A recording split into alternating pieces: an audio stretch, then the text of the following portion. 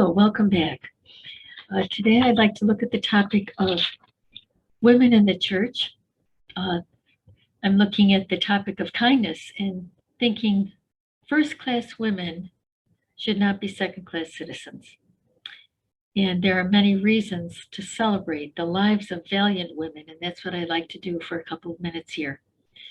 First of all, we have the bravery of many saints, many women saints.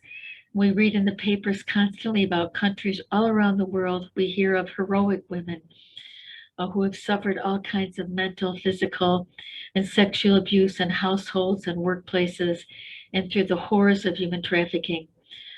It is estimated actually that at least about 700,000 women and children are trafficked each year for sexual exploitation, and what women are doing to try to save and protect their children. We have the story of many American saints, and I think it would be difficult to find a woman today who haven't expressed their esteem and their praise for some of the women saints that the church celebrates. I also think that it would be difficult to find a woman today who has not experienced some form of discrimination in her home, in her church, in her workplace, maybe simply on the basis of her gender. There are times that being a woman can feel itself like a pre-existing condition. And going down memory lane myself, I can recount and remember many stories that show how women are treated in the church today, or at least at that time. And I've only been able to maybe express to you some stories, some I can express. And some of the stories that I remember greatly influenced many other people in the church because they showed the display and the treatment of women in society and in the church today. I remember one experience I had. I had to sit outside a classroom to take a theology course and a canon law course. Why? Because women were not allowed to take theology or canon law classes. Apparently, they weren't smart enough then to take them. The professor, however, allowed us to sit outside the classroom, so he would leave the door open so that we could listen in on his lectures. We couldn't sit in the classroom, but we could sit outside the classroom. But one of our sisters, I remember she telling the story about one particular university, which I won't mention the name of it. One of our older sisters recalled that women were also not allowed to take theology classes in that college, but religious women were allowed. Why? Because they were not considered women.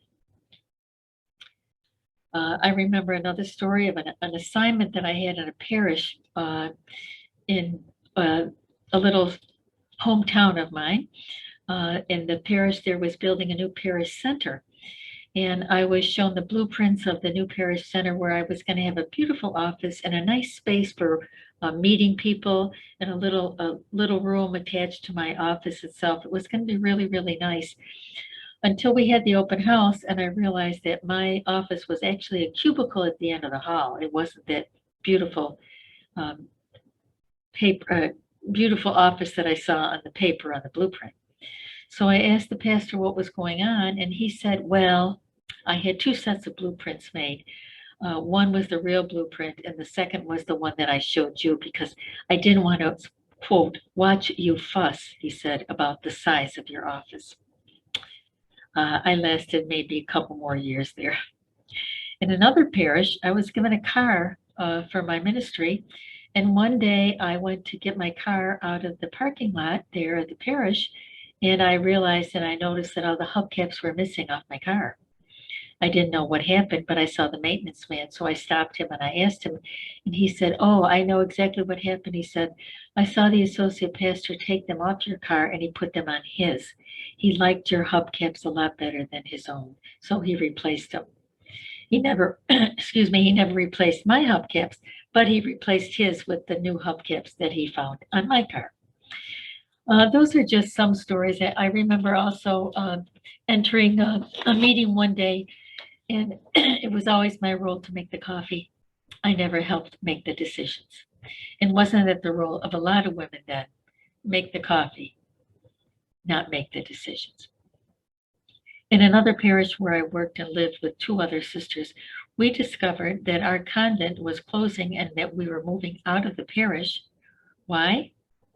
Because we read it in the bulletin. That's how we found out. I'm sure you get the point. If you're a woman in the church, maybe you have no doubt that you've experienced some form of discrimination. If not, I hope your time doesn't come. And if you haven't experienced it in the church, you might have experienced it at your home or in your workplace. We celebrate many valiant women in the church: St. Elizabeth of Hungary, St. Edith Stein, St. Kateri Tekakwitha, St. Teresa of Avila, Catherine of Siena, so many wonderful women. And those great women we have to continue to celebrate.